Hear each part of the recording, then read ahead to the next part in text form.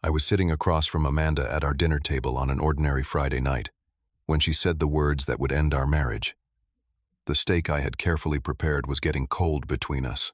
She looked at me with that same casual expression she used when talking about the weather and said, "I have never been attracted to you, Reginald." Not really. The fork in my hand felt suddenly heavy. 6 years of marriage, and this was the truth I had been living with all along. Before I tell you what happened next, let me ask you something. Where are you watching this from? Drop your location in the comments, and if you have ever felt like you were not enough, for someone hit that like button and subscribe, because what I did after she said those words changed everything. Now let me take you back to where it all began. 7 years ago, I met Amanda at a company party thrown by a mutual friend. I was 30 years old, working as a software engineer at a tech firm in Austin. She walked in wearing this bright yellow dress, and the whole room seemed to notice her. Amanda had this confidence about her, the kind that made you want to be near her. I was never the most outgoing person at parties, but somehow we ended up talking by the drinks table for 2 hours straight. She told me about her job in marketing, how she loved creating campaigns that made people feel something. I told her about coding, which probably sounded boring in comparison, but she listened. She actually listened, or at least I thought she did. We started dating a week later. For that first year, everything felt right. We would meet for coffee before work texts throughout the day and spend weekends exploring the hill country around Austin. When I proposed to her at Mount Bonnell during sunset, she said yes without hesitation. We got married at a small ranch outside the city. About 50 people attended. Both our families were there, smiling and happy. Her mother hugged me and whispered, "Take care of my girl." I promised I would, and I meant it. The first 3 years of our marriage were what I would call comfortable. We bought a small apartment downtown. Nothing fancy, but it was ours. We took vacations once a year, California one summer, where we drove up the coast from San Diego to San Francisco. Colorado the next winter for skiing, though neither of us was any good at it. Then Florida, where we spent a week doing absolutely nothing but lying on the beach. Those trips felt like proof that we were building something together. I worked hard during those years. I got promoted twice, moving up to senior engineer and then to team lead. The money was good and I was saving most of it. I had this idea that we would buy a house eventually, maybe start a family. But every time I brought up kids, Amanda would smile and say, "Not yet. Let me focus on my career a bit more." I never pushed. I figured she would tell me when she was ready. Looking back now, I can see the signs I missed. About 2 years before that Friday night dinner, Amanda started changing. Small things at first. She would come home later from work, always with an explanation about meetings or client calls. When we sat on the couch to watch television, she would be on her phone, smiling at the screen. I would ask what was funny, and she would say, "Just a meme from someone at the office." Our conversations became shorter. She stopped asking about my day. When I tried to plan date nights, she would agree, but without any real enthusiasm. We went to restaurants and sat across from each other with less and less to say. I told myself it was normal. Marriage was not supposed to be exciting every single day. People got comfortable. That was fine. That was healthy even. The physical distance grew too. She would stay up late working on her laptop in the living room while I went to bed alone. On weekends, she had errands that took hours. I started doing more around the house, cooking dinner most nights, cleaning, doing laundry. I thought maybe if I took some pressure off her, she would relax and we could reconnect. But it did not work. If anything, she seemed more distant. That Friday night, I decided to try something different. I stopped at the grocery store on my way home from work and bought 2 good steaks, fresh vegetables, and a bottle of red wine she used to like. I spent an hour cooking, setting the table properly with candles and everything. When she came home, she looked surprised, but not exactly pleased. More like confused. We sat down to eat. I poured the wine. I asked about her day, trying to start a real conversation. She gave short answers. Then somewhere between the salad and the main course, she put down her fork and looked at me with this strange calmness. "I have never been attracted to you, Reginald." Not really. The words just hung there in the air between us. I stopped chewing. I could not process what I had just heard. She continued, her voice steady. I married you because you were stable, reliable. You had a good job, you were kind, and I thought that was enough. But passion, chemistry, I never felt that with you. My mouth was dry. I managed to ask, so why are you telling me this now? She looked down at her plate for a second, then back at me. Because I met someone who makes me feel alive. Something you never could. I sat there completely still. Inside, everything was breaking apart, but on the outside, I kept my face neutral. I did not yell. I did not cry. I simply stood up, picked up my car keys from the counter, and walked out the front door. I did not say a single word. I drove around the city for hours, with no destination in mind. The streets blurred together. Eventually, I found myself at a 24-hour coffee shop on the east side. I sat in a corner booth with a cup of coffee I did not drink, staring at nothing. My mind kept replaying the last 6 years. Every memory looked different now. All those times I thought we were happy, was I the only one who felt that way? I remembered our honeymoon in Mexico. I had been so excited planning everything, and she just went along with it. I thought she was being easygoing. Now I wondered if she was just indifferent. I thought about all the effort I had put into our relationship. Every date I planned. Every gift I carefully chose. Every time I tried to make her laugh or asked her what she needed. She never initiated any of that. She never planned surprises for me. She never asked what I wanted. I had convinced myself that she just showed love differently. But maybe the truth was simpler. Maybe she did not love me at all. The worst part was realizing how blind I had been. The late nights at work, the constant phone checking, the way she avoided any real intimacy, always with some excuse, headaches, stress, fatigue. I had believed all of it because I wanted to believe her, because I loved her, and I thought love meant giving people the benefit of the doubt. I got back to our apartment around 2 in the morning. Amanda was in bed with the lights off. I did not know if she was really asleep or just pretending. I did not care. I went to the living room and opened her laptop. I knew her password because we used to share everything. Or at least I thought we did. I started with her email. Nothing obvious there. Then I checked her messages. That was when I found him. Gregory. Page after page of messages between them. They had been talking for 8 months. 8 months of secret conversations while I cooked dinner and asked about her day. The messages made me sick. They were intimate in a way Amanda and I had never been. She told him things about her dreams, her fears, her desires, things she never told me. And then I found the message that confirmed everything. My husband is just a placeholder. I will leave him soon. There were plans too. They were supposed to go to Hawaii together next month. She had already booked the flights using our joint credit card. I took screenshots of everything with my phone, my hands shaking the whole time. I went deeper. I logged into our bank accounts. She had been withdrawing cash regularly, hundreds of dollars at a time.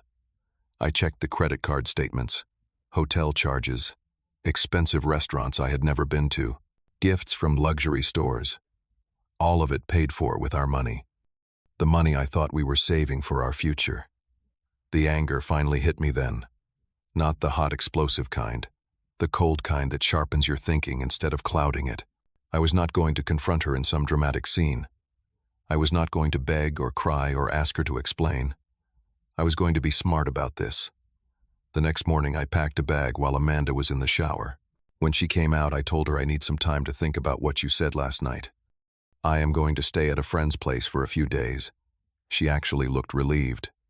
Take all the time you need, she said, like she was doing me a favor. I went straight to my friend Daniel's office. We had gone to college together, and he had become a divorce lawyer. I showed him everything. The messages, the photos I had taken of the credit card statements, the confession about never being attracted to me. Daniel leaned back in his chair and said, "You have got a strong case here. Infidelity puts you in a good position, especially in Texas. But we need to move fast and smart." We spent the next 3 hours planning. First, I needed to protect my assets. I opened a new bank account and transferred my portion of our savings, the money I had contributed from my salary. I changed all my important passwords. I contacted our landlord about removing Amanda from the lease since the apartment was originally mine before we got married. Daniel recommended a private investigator named Marcus. I hired him that same day. Over the next week while I stayed at a hotel, Marcus followed Amanda and Gregory. He got photographs of them entering hotels together, kissing in parking lots, meeting for lunch and holding hands across the table. Each photo was another nail in the coffin of our marriage, but I needed them all. On day 7, Daniel had the divorce papers ready. We had documented everything.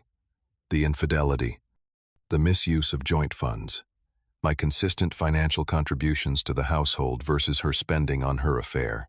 Under Texas law, I had grounds for a fault-based divorce, which would affect asset division significantly.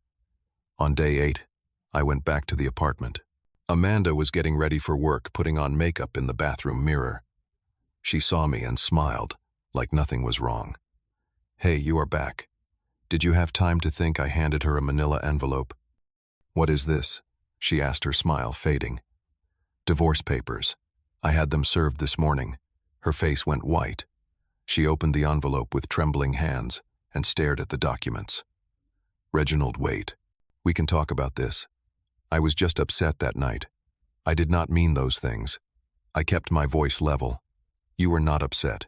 You were honest for the first time in years. I actually appreciate that."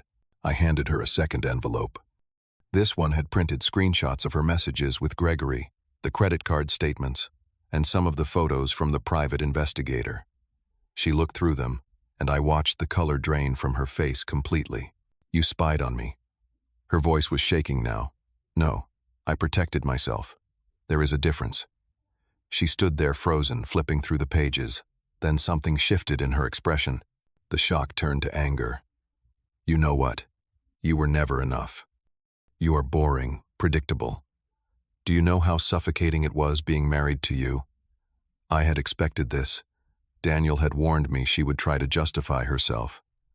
I did not take the bait. Then you should be happy. You are free now." But Amanda was not done. She could see I meant every word, and her strategy changed instantly.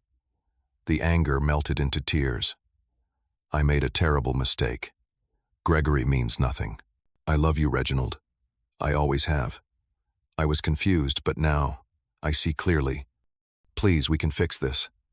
I picked up my bag from where I had set it down. "You loved stability, not me. And I will not be someone's backup plan." Her tears stopped as quickly as they had started. Now came the threats. "Fine.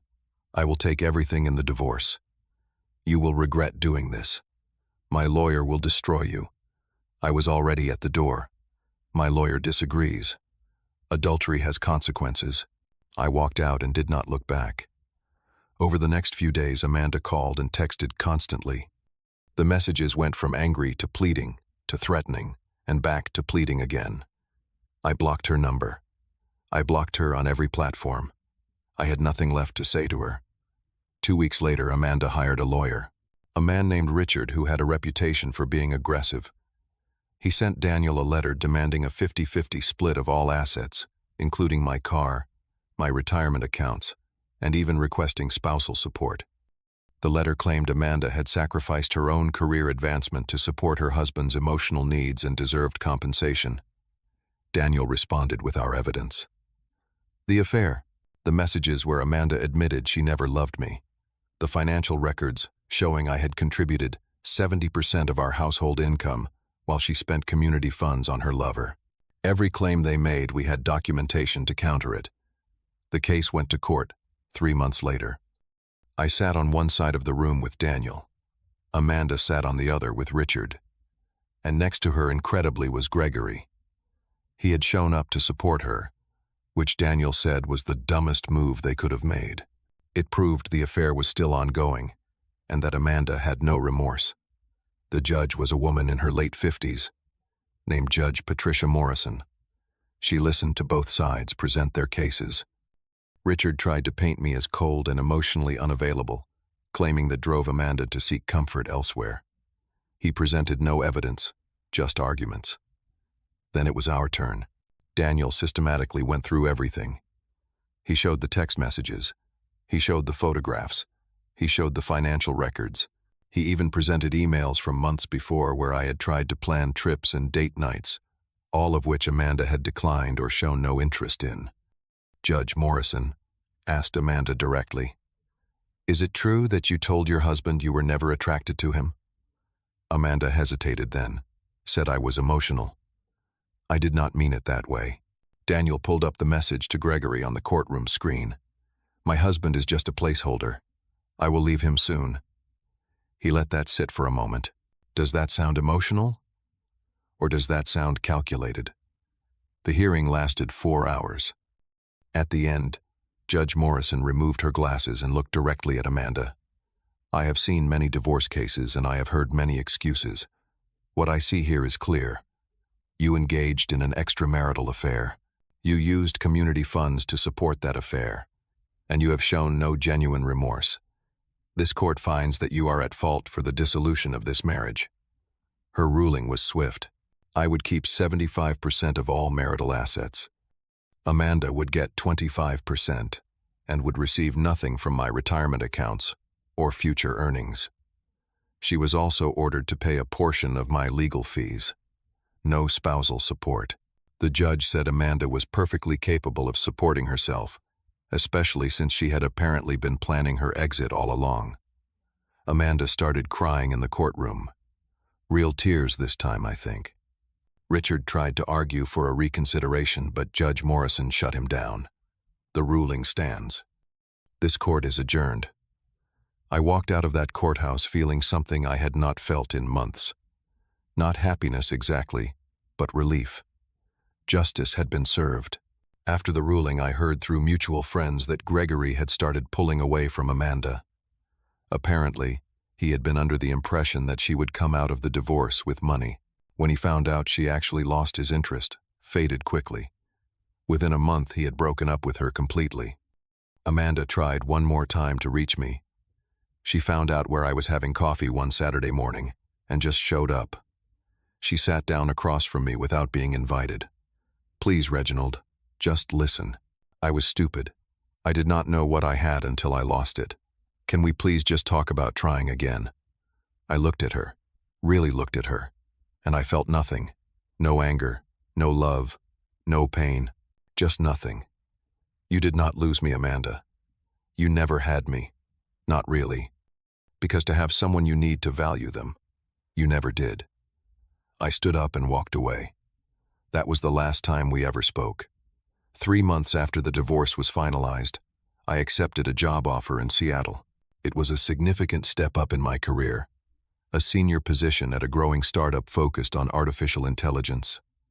The salary was better, and more importantly, it was a chance to start completely fresh in a new city. I found a small apartment in Capitol Hill with windows that overlooked Puget Sound. It was just me, my laptop, and a few pieces of furniture I had bought new. Everything from my old life I had either sold or donated. I wanted nothing that reminded me of Amanda or that apartment in Austin. The first few weeks were hard, not because I missed her, but because I was still processing everything. At night, when the apartment was quiet, I would think about those 6 years and wonder how I had let myself become so small. I had spent so much energy trying to be enough for someone who had decided from the start that I never would be. But slowly things started to shift. I began waking up early and running along the waterfront before work. The physical exhaustion helped quiet my mind. I joined a gym and started lifting weights. Not because I was trying to transform myself into someone new, but because it felt good to do something just for me. At work, I threw myself into learning. I took online courses in machine learning and data science. My new team was smart and collaborative, and for the first time in years, I felt excited about my career again. I had ideas. I contributed to projects that mattered. My manager noticed and started giving me more responsibility.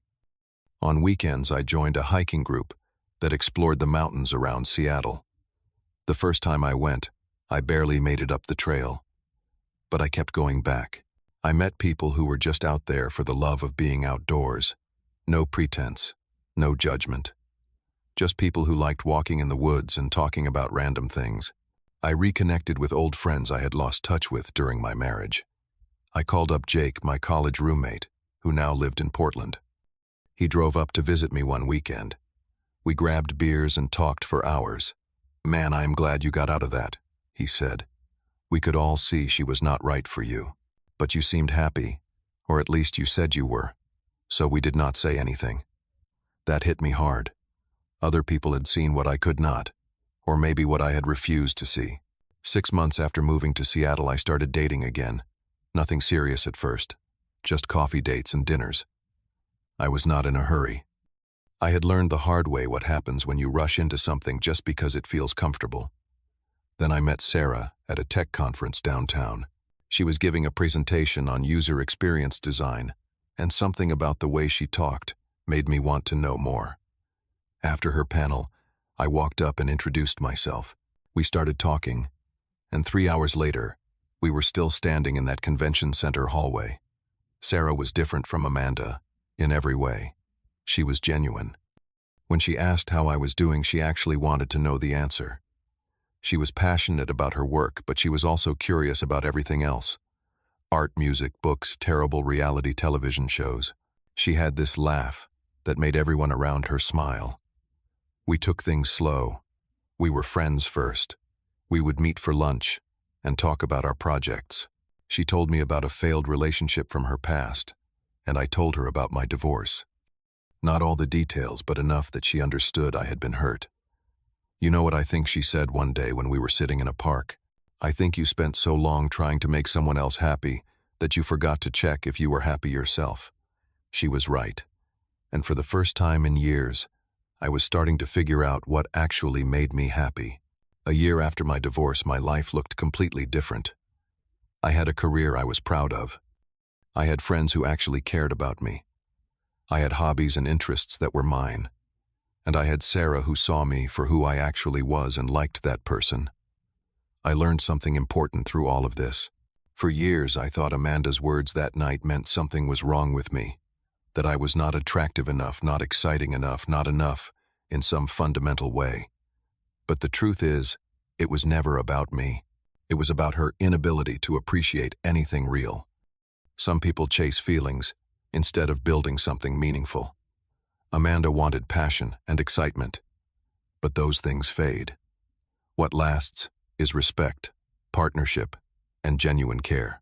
I had offered her all of that, and she had thrown it away for someone who disappeared the moment things got difficult. I do not hate Amanda anymore. I do not think about her much at all, honestly. But when I do, I feel grateful. Grateful that she was finally honest with me, even if it was cruel. Because that honesty set me free. I learned to stop begging people to see my worth. If someone does not value you, no amount of effort will change that. And that is okay. Because the right person will not need convincing. They will see everything you are and choose you without hesitation. Sometimes the best revenge is not revenge at all. It is simply becoming the person you were always meant to be, without someone holding you back. So let me ask you something. Have you ever stayed in a situation longer than you should have because you were afraid of starting over? Have you ever tried to make someone love you who just was not capable of it? Drop your thoughts in the comments below. And if this story resonated with you, hit that like button and subscribe, because we all deserve to be with people who choose us every single day. Share this with someone who needs to hear it. Thank you for listening to my story. I hope it reminds you that your worth is not determined by someone else's ability to see it. Take care of yourself out there, and remember you deserve someone who knows your value without you having to prove it.